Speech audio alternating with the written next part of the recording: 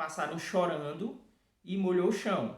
Então, eu não posso concluir que o chão não está molhado pelo fato de que não choveu. Ok? Então, tem a ver com a forma. Por isso que são chamadas de falácias formais. Porém, a gente tem também as chamadas falácias informais.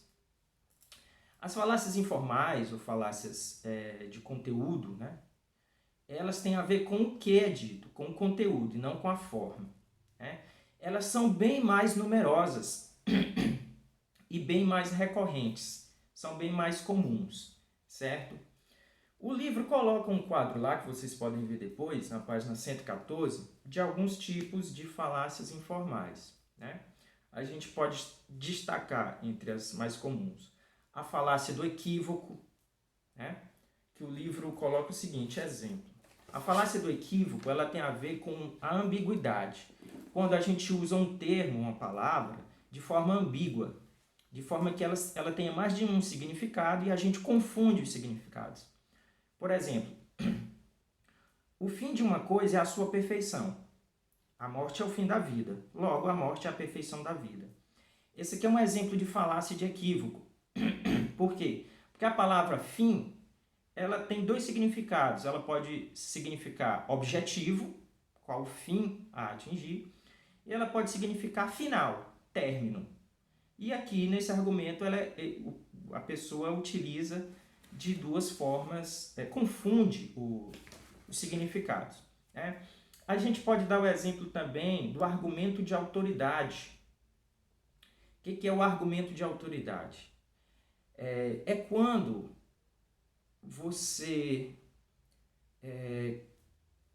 quer passar a ideia de que um determinado sujeito, quem quer que seja, tem autoridade em afirmar algo sobre um determinado tema que aquela pessoa, na verdade, não tem autoridade sobre aquilo. Autoridade do ponto de vista lógico, do ponto de vista racional. Por exemplo, um político recomendar um remédio. Qual é o conhecimento técnico que um político tem sobre um remédio? Ah, mas o político é médico, então ele vai recomendar como médico, não como político, certo? Um jogador de futebol recomendar um carro. Qual é o conhecimento técnico que um jogador de futebol tem sobre mecânica? Então, esse argumento de autoridade ele é muito utilizado em propagandas. Às vezes, ele também é utilizado, por exemplo, fulano é médico. Então, se ele está dizendo que a vacina tem um chip dentro dela, então ele sabe. Bom, a princípio, por ele ser médico, a gente pode até confiar. No entanto, em lógica, o mais importante é o que é dito, certo? É o conteúdo. Bom, beleza, ele tem formação na área.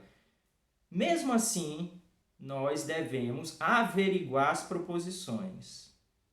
Não basta uma pessoa, tem que ser averiguada dentro de uma comunidade, certo? Então, a falácia de autoridade ela pode ocorrer mesmo dentro de áreas específicas. Outra falácia muito comum é a chamada ad hominem, ou ad hominem ofensivos, que é a falácia contra o homem. É quando numa discussão se deixa de lado o tema e passa-se a atacar a pessoa. Né? Por exemplo, se eu coloquei dois personagens aqui, né? Eu vou chamar esse personagem aqui, um personagem fictício, só para ilustrar. Chamar esse personagem aqui de Cobra Celeste e chamar esse personagem aqui de Oi de Bomba. Se, digamos que a cobra fume e digamos que o Oi de Bomba também fume. Se a cobra disser, Oi de Bomba, você não pode fumar porque fumar faz mal. Aí o Oi de Bomba responde para a cobra, mas você não pode dizer nada, porque você também fuma. Isso é uma falácia, isso é um argumento contra um homem, é um ad hominem. Por quê? Porque embora esse sujeito aqui fume, o fato de que fumar faz mal é um fato. Não importa se a pessoa que está dizendo isso fuma. Problema dela. Do ponto de vista lógico, a proposição é verdadeira, né? No Congresso, todo dia tem ladrão chamando ladrão de ladrão. Os dois estão corretos, porque são de fato, né? Então, tem a falácia ad hominem é você esquecer o tema, deixar o tema de lado, o conteúdo, o significado, a proposição, e passar a atacar a pessoa, certo? Outra falácia também comum é a petição de princípio, que é quando você parte de um pressuposto que você pretende afirmar, né? Pretende concluir ele, mas já parte dessa conclusão. Por exemplo, tem uma petição de princípio que muitos filósofos cometem, que é a seguinte: existe a tese de que o mundo que a gente observa é uma construção da nossa mente, portanto não é o mundo real. Veja que essa conclusão de que não é o mundo real, ela é uma petição de princípio. Por quê? Porque eu estou partindo do princípio de que, implicitamente, eu estou partindo do princípio de que o ideal e o real não pode ser a mesma coisa. Que é justamente o que eu teria que provar antes para depois concluir, que não é o mundo real, certo? Uma outra, muito comum também, é a generalização apressada. O livro também coloca um exemplo bem claro. Por exemplo, se alguns médicos falharam, então a medicina não pode ser confiável. Eu generalizo apressadamente e daí quero tirar uma conclusão que eu não posso tirar. As generalizações são muito... elas trazem muito essa falácia embutida, né? As generalizações.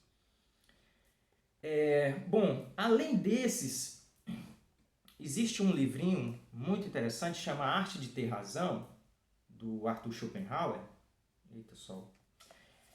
que ele traz 38 estratégias discursivas que num debate muitas pessoas usam para aparentar ter razão, sem, no entanto, terem razão. Às vezes é de forma intencional, às vezes é de forma não intencional, inconsciente, por falta de estudo mesmo, né? Por exemplo, existe a falácia do exagero da afirmação, né? Por exemplo, se eu disser assim, olha, as cotas, elas são importantes porque, historicamente, a escravidão, tal. Aí a pessoa pega e diz assim, mas se a gente for voltar atrás na história, a culpa é de Cabral. É o exagero da afirmação. Está pegando a minha afirmação, que é de um recorte histórico específico, que eu trago as consequências para hoje, e quer exagerar essa afirmação para botar uma culpa sobre a desigualdade racial, numa coisa que extrapola o limite da minha afirmação, que extrapola o âmbito do tema, né? O âmbito da temática. Uma outra muito utilizada também é a falácia do rótulo odioso. É quando eu elenco, ou quando eu elaboro um argumento, né, com uma série de proposições, e o oponente simplesmente diz assim, mas isso é esquerdismo. Mas isso aí é o jornal X. Mas isso aí, esse pensador ele é europeu. Esse pensador aí é piauiense. Quer dizer, a pessoa não analisa as proposições que eu elaborei e que eu afirmei. Ela não refuta de uma por uma as proposições que eu estabeleci. O que ela faz? Ela joga todas dentro de um saco, rotula e diz, isso é isso. Quer dizer, ela não analisa, por isso também não tem como refutar, né? E nem se presta a tentar refutar com argumentos, mas simplesmente coloca um rótulo que supostamente seria o rótulo odioso, né? Supostamente invalidaria a coisa, né?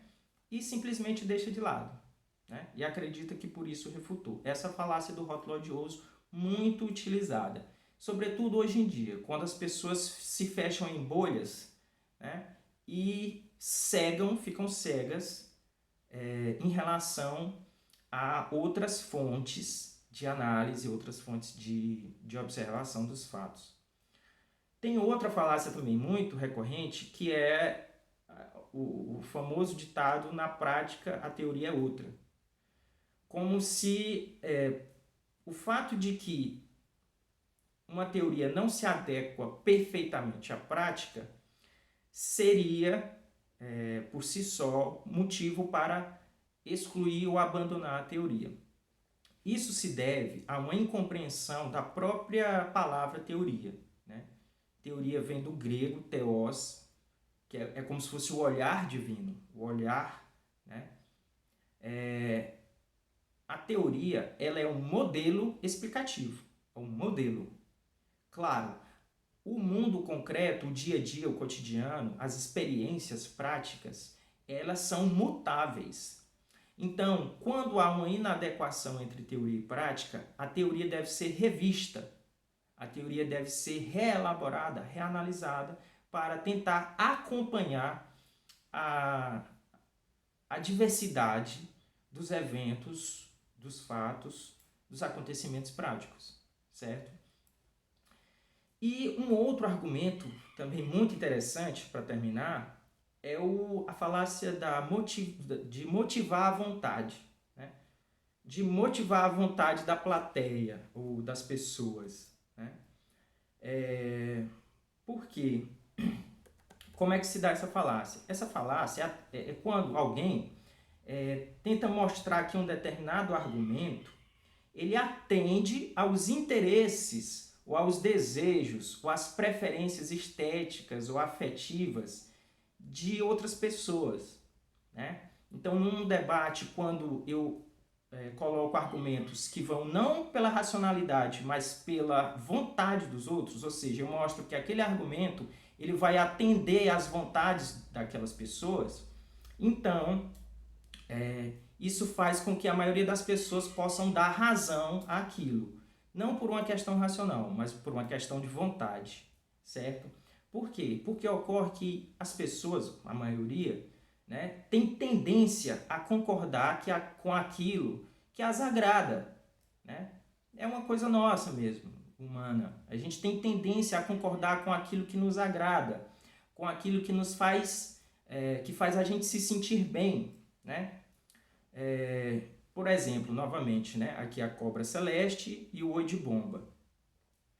Se o oi de bomba elabora um argumento, né, que elogia a tortura, elogia a segregação racial, elogia o machismo, elogia a homofobia, elogia todas as práticas fascistas, né, incita o desprezo e o desrespeito pelo trabalho de pesquisadores, de professores, de cientistas, né? E a cobra celeste concorda, é porque isso agrada a cobra celeste, né? Ou seja, né, isso é, portanto, se agrada, então é, portanto, um traço do caráter, é um traço do seu caráter, né? Ou da sua falta de. Mas isso já extrapola a lógica. Isso já seria uma coisa, um assunto, um tema psicológico, né? Então é isso, gente. Desculpem pela extensão do vídeo e se cuidem. Até a próxima.